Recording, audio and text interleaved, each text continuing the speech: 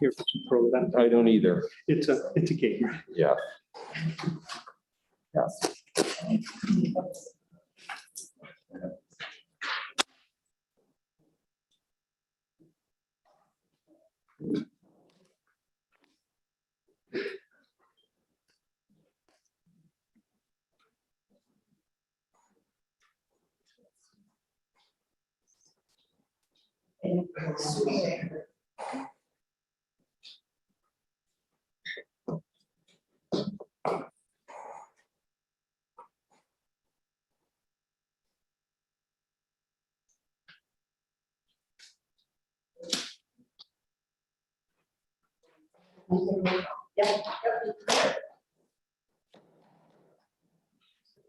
Meeting to order. This is for our public hearing for consideration of County tentative budget for the year 2022. And I'd like to start with the pledge of allegiance to the flag. And today, our Director of Veteran Services, will be leading Of the United States of America and to the republic for which it stands, one nation, under God, indivisible, with liberty and justice for all.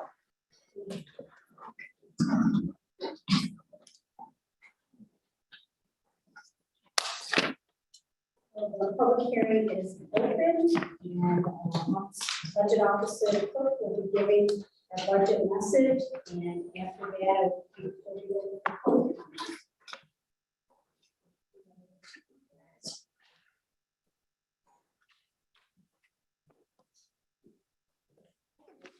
Sure, I don't need a microphone. Let's talk loud. Unless they say something on, Okay. yeah, real quick. Go ahead and talk about this. All right. Morning, folks, here we are again. Just to start, I'd like to start by thanking the board for your patience with me this year, your support, your guidance, your framework for what you'd like to see in the budget. I'd also like to thank Dee and Jean in my office. I'm so grateful that they contribute so much and know when I'm about to break and pick up some of the work that I would typically be doing. And I really appreciate all that you've done this year. And I also want to thank the department heads because I know things were a little later than normal this year. And I appreciate your patience with me as well. So we'll start out with this budget presentation. It's very similar to what you've seen in the past. I think it's good to be able to compare year to year. So if you pull out old presentations, you can most likely easily follow increases, decreases, but we'll highlight some. So in the budget message, we talked about COVID still being a huge challenge for the county in many different areas. And not only in services, but in the way the funding comes into the county, the additional expenses that impact the county. It's still a huge priority, a huge impact, but there's still the other areas that we typically talk about, being the tax cap, the state mandates, the sales tax, and this year, again, the ARPA funding, which is related to the COVID pandemic. So we'll get to those. So when we look at the 2022 budget this year, our proposed budget is $162.7 million. That's up just under 4%. The tax levy only up 1.05%. So the tax levy this year would be at $24.7 million. A big number, which doesn't affect the tax levy, but the tax rate, is the taxable valuation number, which is up 7.8%.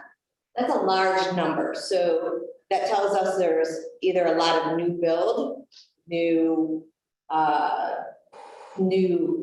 companies coming in and updating things, affecting the tax assessment, as well as, of course, reevaluations. But that is a significant number. We haven't seen a number like that in years. So that really does help your tax rate spread out more evenly.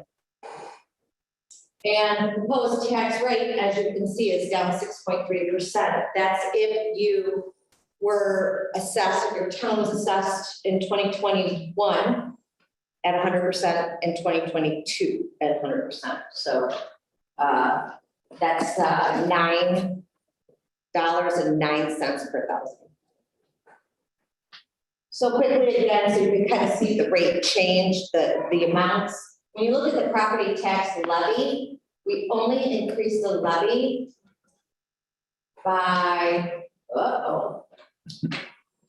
so that should be 7/24/7/21.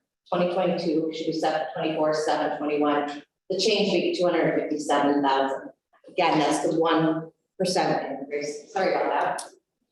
The taxable valuation, there you go, 175.6 million.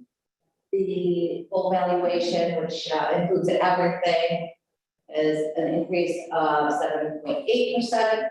And again, the property tax rate at 100% in both years, you're looking at a 61-cent decrease. One of the goals that we try to do is keep that tax rate fairly consistent. I think with our 5-year planning and our future, always looking forward in several areas, capital planning, and using our fund balance in a way to keep that tax rate pretty even, no big jumps. I think we've done a pretty good job in the last few years. Again, looking at this, we have been able to reduce the tax rate in 2022, but we tend to hover right around that $9 and try to be consistent. When we look at the entire budget, the entire $162.7 million, obviously the two largest are the general fund, which is all of our public service activities, and the hospital fund, which this year is at 46%. I think it's typically the general fund is the largest. This is one of the years where the hospital has surpassed the general fund.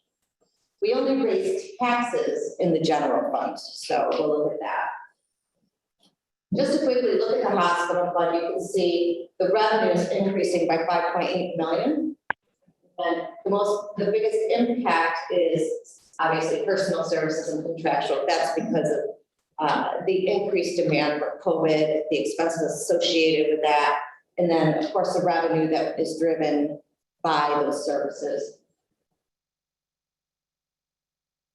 The highway machinery fund, not much of a change. You can see there's a big difference in revenue and contractual, and you'll have that from year to year depending on the bridge projects, the road projects they have slated for the following year. The difference in the cost of those projects, the difference in the number of those projects. But all in all, it's a pretty consistent budget. So then we look at the general fund. This is, you can see the increase in revenue, and it's pretty much offset by the increase in expenses. So some of the other areas are the transfers to other funds, which have been lowered except for the hospital, actually. Yes. So we've got, and again, those are because of the highway fund being reduced because of some savings and some other projects that aren't happening next year in the plan. CIP is important to look at, seeing that we're not going to fund the CIP, that's capital improvement fund. We reduced that by $100,000, and we'll talk about that again later in the ARPA funding portion. So we also have used less in fund balance than last year, so to get to our 24.7 million. And again, that's the goal with our 5-year planning, to make sure we can use it the years we need it, and not when, you know, and we can use that to make that tax rate not jump around as much, and we look at that all the time going forward, so. When we look at the general fund, the main sources, the main drivers of cost, I should say expenditures of the 73 million that we have budgeted for the general fund. We're talking public safety being 20%. We've got social services, and if you look at social services and Medicaid together, again, almost $20 million. That's all part of the social services program. And again, these are all pretty consistent year over year. The public health, that, as you can imagine, has increased some in expenditures, but it's all grant driven. So you're going to see it in the expenditures, but you also see it on the flip side of the revenue. So along here. So to look at it in the pie again, it looks pretty consistent year over year. And then we've got the revenue detail. So our biggest revenue source is property tax. And sales tax with the other taxes again is the second largest at 20 million. But this is how it breaks down for our total to get to our 73.3 million. Federal and state aid, 23%, and that's going to remain fairly consistent. I do have to note though, we did not budget the American Recovery federal funding in the 22 budget. We're going to appropriate it and approve it in that manner, so it's easier to track. It's it's a firm, everybody knows what's going on, and we're going to approve it through appropriations. That's the way we chose to do it. Again, revenue breakdown looking like this. The only piece that I think sales tax has gotten a little bit better because of the internet portion that has been collected. This is pretty hard to look at, but I always think it's important to show you when you look at the appropriations and what drives the different departments. I think it's important so that they know that even though social services, not including Medicaid, even though social services cost $11 million, when you look at the state and federal funding involved, that's $8 million. That's a lot of money. So I think it's important to look at this and say, oh, look at, if you look at the health, when it costs $600,000, $6 million for health, but with the revenues, and then you scoot over there, and the taxpayers of Wyoming County, I should say, for county taxes, they're only in it for $860,000. So I think it's important to see what kind of other leverage we use to offset what the county taxpayers are paying for their portion. Now, with that said, we said we we're going to talk about state mandates. This is something that we kind of always talk about, and it's the 9 for 90. So even though there are mandates that went down this year, I'm going to say that retirement, we saw a reduction in the retirement contribution, saving us about $500,000 over the county. But when you think about it, the pension cost for the county is still 27%. So of our levy that we adopt. So the 9 for 90 being Medicaid, social services, our pension contribution. Actually, the community college, they don't consider that, but we don't have a choice. I'm throwing that mandate in there. Probation, injured defense, and then we've got pre-K and early intervention. When you take just those programs and think about that little piece of that dollar that's left at the end. So that's the piece of the levy we can use for everything else, our road patrol, our office of the aging, our youth bureau, our veteran services, our contract agencies that we assist, being Cornell and tourism. So it's a nice visual, and Dee, thank you for making my vision, it's something we've talked about and I've seen, and I wanted to make that happen. So thank you for making that happen. Sales tax is kind of funny this year, because we had a huge increase towards like October, so like almost to the very end of where we were for budget. And honestly, I think the 2021 number is a projection of mine. I don't know if we're gonna hit that, but if things continue as they're going, I feel like we're gonna hit that number, which makes me feel pretty good about the 2022 number that, all right, I think there was a surge coming back. And then next year, I think it's a conservative number. Of course, I'd love it to be bigger. It may be. It's hard to tell with the COVID situation. I mean, it really is. So I know we saw some increases, the gas prices increasing. There's some other factors. And you can see in 2020, the increase, and that's when they changed the internet sales law, so we could collect that. So that, I think that's kind of a one-time, and so it's not going to jump like that again, but I feel pretty comfortable with this projection. And it's, again, it's been a very robust revenue source this year that wasn't anticipated. So this year, the county will not have to override the tax cap, which is so exciting. The calculation is here in front of you. There's pluses, minuses, gross, regardless. The 2022 budget, the tax levy for the budget is about $28 million.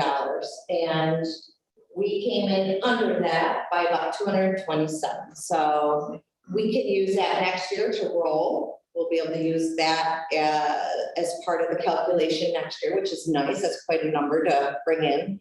I think one year we were under by $30,000. So this is kind of a nice number to roll to next year and help us out with that tax cap calculation. This is in your budget packets. It's comparing the adopted to the tentative. Again, showing the 257,000 increase of 1% increase in levy. There are special district levies we have to include on our taxes, and these are those with the low.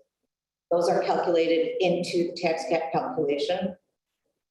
So this is just another visual of showing that the limitation is 1.7, or sorry, the limitation of 28 million.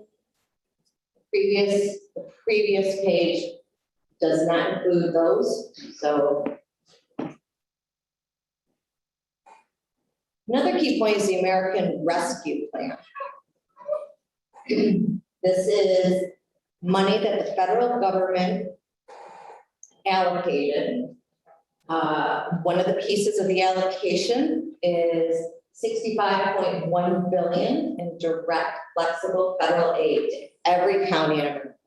So everybody got a piece of this.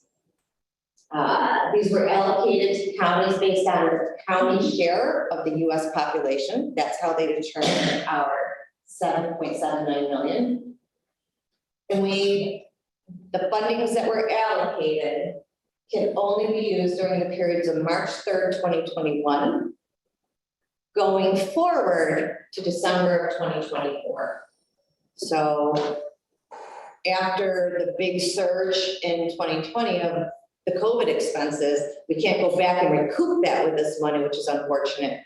But we can move forward and use it to help provide general services to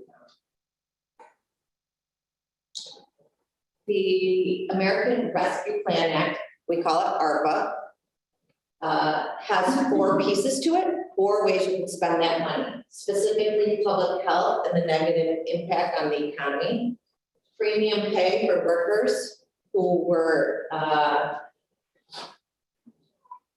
who were working during the pandemic and you wanted to give them extra money, do that. The revenue loss is basically an option to calculate your revenue loss over a specific time period, including and disallowing certain revenues. But basically what that gives you is a number that you can use to provide general public services to your county. And of course, investments in water, sewer, and broadband is the fourth category. And how does this affect us and how does it affect the budget? This obviously has a positive impact on our budget. We are able to, one of the things that was discussed and one of the things that were important was to kind of get an idea of what everybody needed in the county and prioritize and make sure it fits into our missions and our goals. And one of the things we really wanted it to be was one-time expenses. We obviously don't want to use it for recurring expenses. That would not make sense. So to date, which again, I said, we are going to appropriate this funding as we move forward. There has been probably 80% of it allocated or to be allocated after meetings and decisions made. So one of the things that was important was to review our 5-year capital plan, which we do every year. We review every year. We move things around every year. But this money has really helped with the capital plan of the county, which obviously would be 100% tax levy. So the budgeted capital improvement projects, we are able to, we need generators for the buildings. There's some buildings that don't have them. There's some buildings that have such old generators, they're just not even efficient.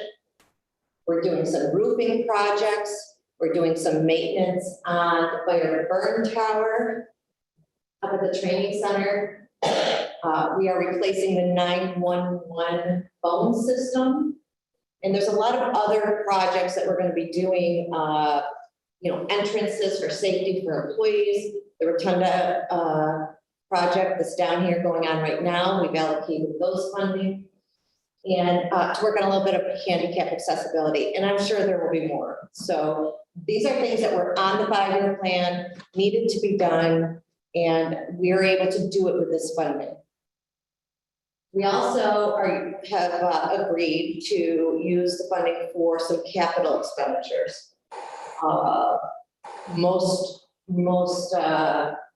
expensive one being right now, updates to our information technology, our software, our computers, our financial system.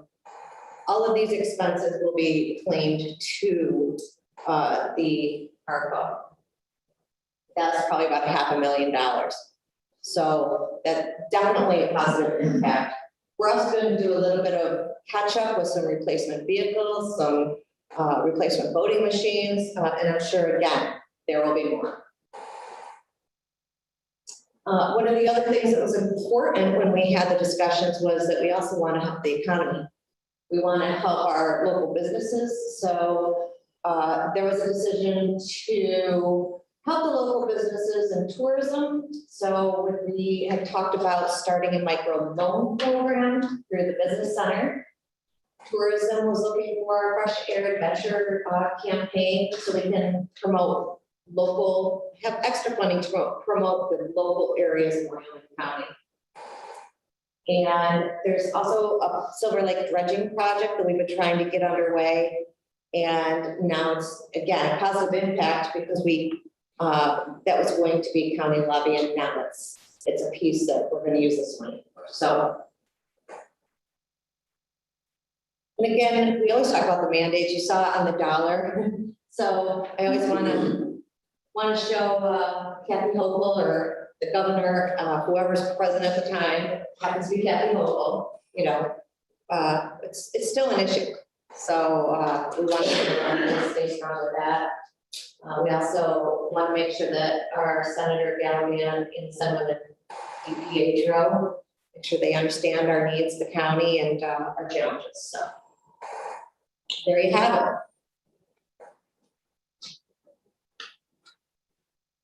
Thank you, James. I'll just stay here for right now. At this time, to open up the public comment session of the public hearing. And is there any questions? I'll direct them to Janice. Budget. Any questions? Madam Clerk, do we have any no formal submissions in the day? There's no questions. I would like to commend Budget Director Cook and Nicole, in the budget office. And here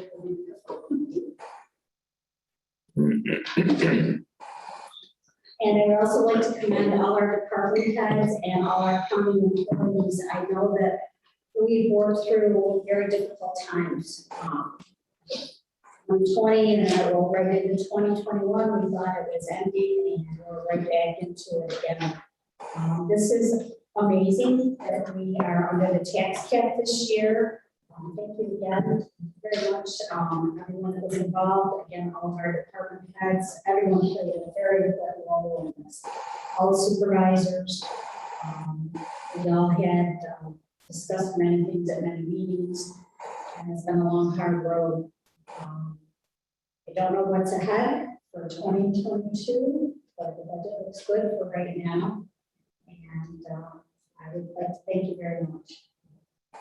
This time, is there any nice chance for any comments? Remember a motion to close. Close the public hearing. Second. All in favor? Aye. Opposed? Carried. We have consent item resolution number one by Mr. Kale, Chairman of the Finance Committee. Sure, well, this. The proposed budget, or tentative budget approved by the finance committee. So the resolution is resolution number one by Mr. Carroll, Chairman of the Finance Committee, tentative 2022 budget for Wyoming County.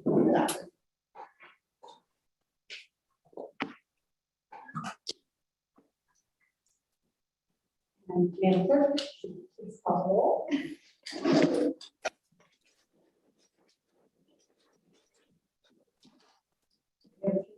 Zoom, sure who they are, so we're just gonna call everybody. Eagle, Aye. Gainesville, Aye. Genesee Falls. Jago, Aye. Middlebury, Aye. Orangeville, Aye. Berry, Aye. Pike, Aye. Sheldon, Aye. Warsaw, Aye. Weathersfield, Aye. Arcade, Aye. Attica, Aye. Bennington, Castile, and Covington. Aye. 1,437 aye, 142 absent. Resolution number one has been carried, and we have approved our 2022 budget for Wyoming County. Sterling.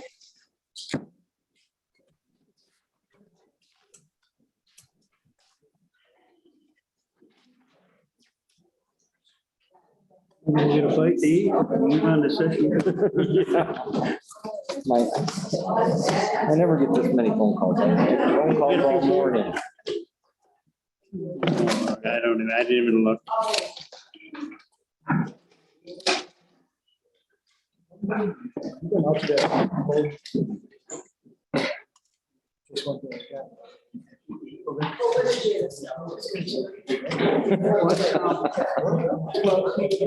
Are you back this afternoon?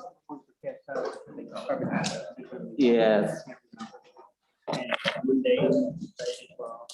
And I thought. We're talking about- Already, not him. Extra less. They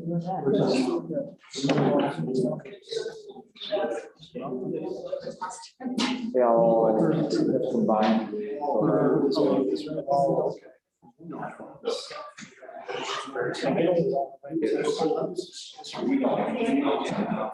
yeah, yeah.